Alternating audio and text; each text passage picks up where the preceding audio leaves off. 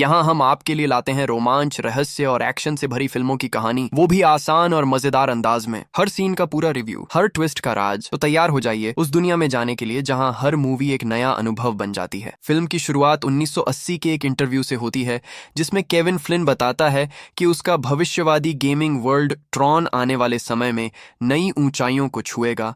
ऐसा गेम जिसमें लोग सिर्फ गेम के अंदर ही नहीं जा सकेंगे बल्कि उसके किरदार भी असली दुनिया में आ पाएंगे। इसके बाद प्रेजेंट टाइम का इंटरव्यू दिखाया जाता है जहां अब एनकॉम और डिलिंजर अलग हो चुके हैं, जो ट्रॉन गेम के फाउंडर थे। ईव किम और टेसी किम दोनों बहनों ने मिलकर एनकॉम कंपनी को संभाला और नई उपलब्धियां हासिल की। इस बीच मिस्टर डिलिंजर का पोता जूलियन डिलिंजर अब डिलिंजर कंपनी का सीईओ है, जो ट्रॉन गेम को एआई के जरिए अपग्रेड करता है और एरिस नाम का मास्टर कंट्रोलर बनाता है जो इंसानी सोल्जर्स की तरह सोचता और रिएक्ट करता है। असल में जूलियन चाहता है कि एरिस को मिलिट्री को बेचकर ट्रॉन प्रोग्राम से जबरदस्त मुनाफा कमाए। वह अपनी कंपनी के हेडक्वार्टर में एक प्रेजेंटेशन देता है जहां वह एरिस को पार्टिकल लेजर के जरिए सबके सामने पेश करता है, जिससे गेमिंग वर्ल्ड के कैरेक्टर्स को असली दुनिया में लाना संभव हो जाता है। मिलिट्री और डिफेंस के लोग जूलियन से पूछते हैं कि क्या ये प्रोग्राम सुरक्षित है और अगर ये हमारे खिलाफ चला गया तो क्या होगा। जूलियन कहता है कि एरिस पूरी तरह हमारे कंट्रोल में है और सिर्फ हमारे आदेश मानेगा, और अगर कुछ गलत हुआ तो हम उसे मिटाकर दोबारा बना सकते हैं। वह अपने प्रोग्राम की खूब तारीफ करता है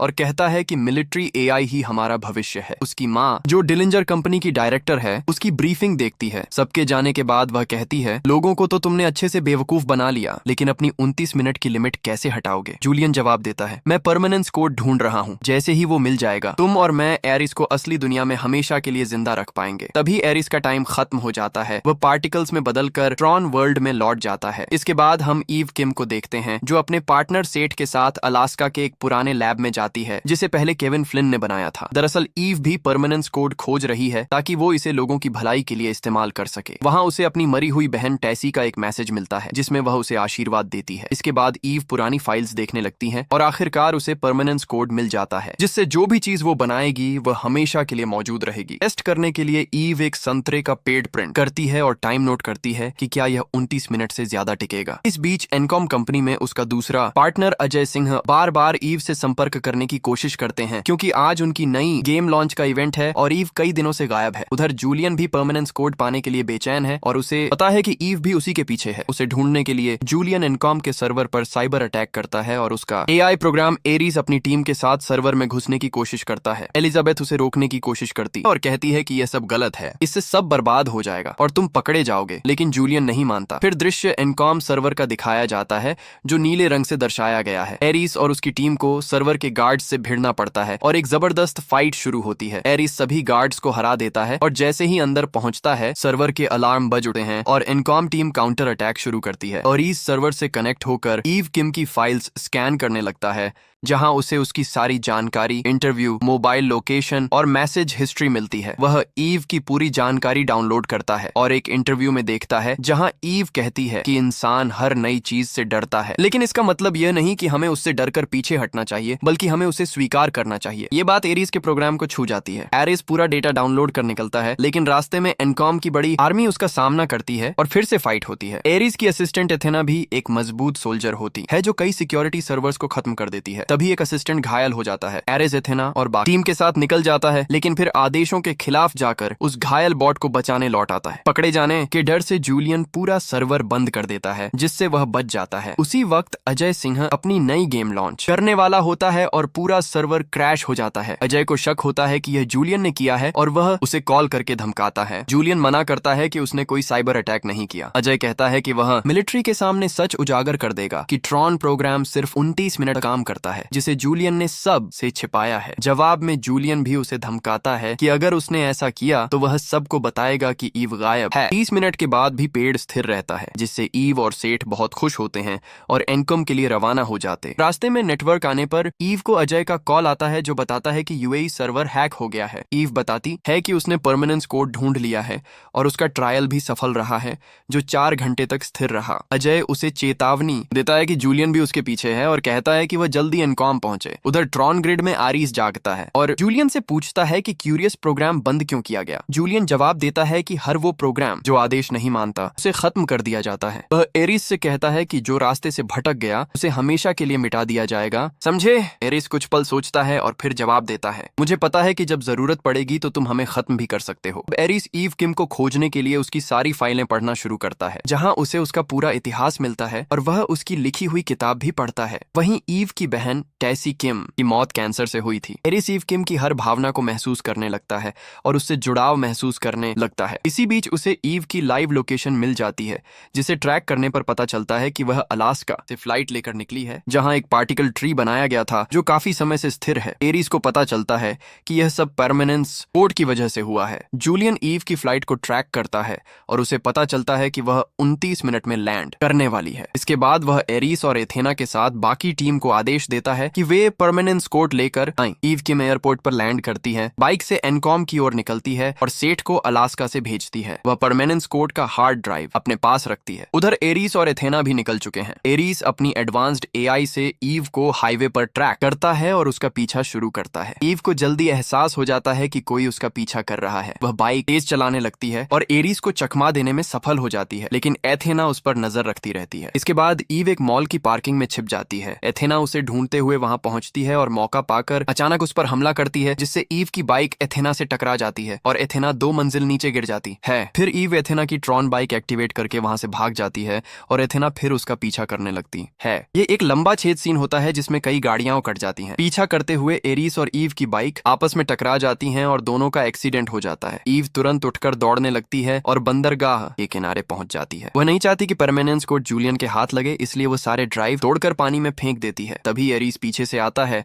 और ऊपर से जूलियन का हेलीकॉप्टर गन ताने खड़ा होता है। ईव उससे पूछती है, तुम कौन हो? तो एरिस बताता है कि वह मास्टर कंट्रोलर है। तभी उसका टाइम खत्म होने लगता है और वह डिमटेरियलाइज होने लगती है। ईव यह देखकर हैरान रह जाती है कि जिससे वह भाग रही थी वह तो एक प्रोग्राम था। एरिस अब भी उसकी भावनाओं को महसूस कर रहा होता है जो उसके सिस्टम में प्रोग्राम नहीं थी, और तभी ईव पूरी तरह डिमटेरियलाइज हो जाती है। जूलियन आदेश देता है और ईव को पार्टिकल गन की मदद से ट्रॉन ग्रिड में खींच लिया जाता है। उसका शरीर सीधे ट्रॉन प्रोग्राम में चला जाता है। इसके बाद उसकी डिजिटल आइडेंटिटी डिस्क बनती है जो ग्रिड में एक्टिव हो जाती है। एथेना एरिस के पास आती है और बताती है कि परमानेंस कोड उसके अंदर है। ईव कहती है कि कोड नष्ट हो गया है। तब एरिस कहता है कि तुमने उसे कई बार देखा है, इसका मतलब हम उसे निकाल सकते हैं। तभी एक प्रोग्रामर कहता है कि ईव किम की आइडेंटिटी डिस्क स्थिर है, अगर कोड उसके अंदर से निकाला गया तो वह भी पूरी तरह करप्ट होकर मिट जाएगा। एथेना गार्ड्स को आदेश देती है कि ईव की मेमोरी से कोड निकाला जाए, लेकिन एरिस उसे रोक देता है और कहता है कि हम सिर्फ मुख्य यूजर के आदेश मानते हैं और मैं उसी आदेश का इंतजार कर रहा हूँ। इस प्रोग्राम का मुख्य यूजर जूलियन डिलिंजर है। एरिस जूलियन से संपर्क करता है और पूरी स्थिति बताता है, लेकिन जूलियन बिना झिझक आदेश देता है कि कोड निकालो, चाहे ईव किम मर ही क्यों ना जाए। एरिस वापस आता है, लेकिन एथेना से झूठ बोलता है कि यूजर उपलब्ध नहीं है, इसलिए अभी कुछ नहीं किया जा सकता। एथेना को शक होता है और वह खुद यूजर से बात करने जाती है। इसी दौरान एरिस ईव से पूछता है कि क्या मैं तुम पर भरोसा कर सकता हूँ? ईव हाँ कहती है और बताती है कि उसके पास यहाँ सिर्फ 1 मिनट है। उधर एथेना जूलियन से बात करती है और बताती है कि एरिस ने आदेश की अवहेलना की है। जूलियन फिर से आदेश देता है कि कोड निकाला जाए और साथ ही एरिस को भी डिलीट कर दिया जाए। एथेना आदेश का पालन करते हुए टीम के साथ एरिस और ईव को मारने निकलती है। एरिस चाल चलता है और उस पोर्टल की ओर भागता है जिससे असली दुनिया में जाया जा सकता। ईव उससे पूछती है कि तुम हमें मारने क्यों आए हो, तो वह बताता है कि उसने अपने आदेश का पालन नहीं किया। दोनों में समझौता होता है कि एरिस ईव को यहाँ से बाहर निकालेगा और ईव परमानेंस कोड उसे देगी। इसके बाद दोनों पोर्टल के जरिए असली दुनिया में पहुंच जाते हैं। जूलियन ये देखकर चौंक जाता है कि ग्रिड बिना किसी कमांड के कैसे एक्टिव हो गया। एरिस को देखते ही वह गुस्सा हो जाता है और कहता है कि हमारे पास सिर्फ 29 मिनट हैं, उसके बाद मैं तुम्हें हमेशा के लिए डिलीट कर दूंगा। एरिस तुरंत ईव को लेकर वहां से निकल जाता है। ईव सेठ को कॉल करके कहती है कि वह जल्दी एनकॉम पहुंचे और खुद एरिस के साथ वहां पहुंचती है। जूलियन एथेना को आदेश देता है कि किसी भी हालत में एरिस को डिलीट करो और परमानेंस कोड लेकर आओ, और उसे मास्टर कंट्रोलर की एक्सेस देता है। इसके बाद एथेना उड़ते जेट से सीधे ईव को खोजने निकलती है। उधर ईव किम एनकॉम हेडक्वार्टर पहुंचती है और एरिस को फिर से ग्रिड में भेजने की तैयारी शुरू करती है, जिसके लिए सेठ पार्टिकल लेजर गन सेट करने लगता है। अब सिर्फ 2 मिनट बचे हैं। एरिस डिमटेरियलाइज होता ईव उससे कहती है कि तुम्हें अकेले ग्रिड में जाना होगा और कोड वहां से खोजकर पोर्टल के जरिए लौटना होगा। तभी एथेना बिल्डिंग के सामने पहुंचती है और इंतजार करने लगती है। एरिस के नष्ट होते ही वह ईव पर हमला करेगी, लेकिन एरिस ईव को बचाने का फैसला करता है और एथेना का सामना करने की ओर बढ़ता है। फिर पार्टिकल गन एक्टिव होती है और एरिस ग्रिड में पहुंच जाता है। इसके बाद एथेना सीधे बिल्डिंग में घुसकर पूरा ऑफिस नष्ट कर देती है। वह ईव के सर्वर की पार्टिकल गन भी तोड़ देती है। अब ईव को ग्रिड में भेजने के लिए वह पार्टिकल गन उस पर तानती है। तभी फायर अलार्म एक्टिव होता है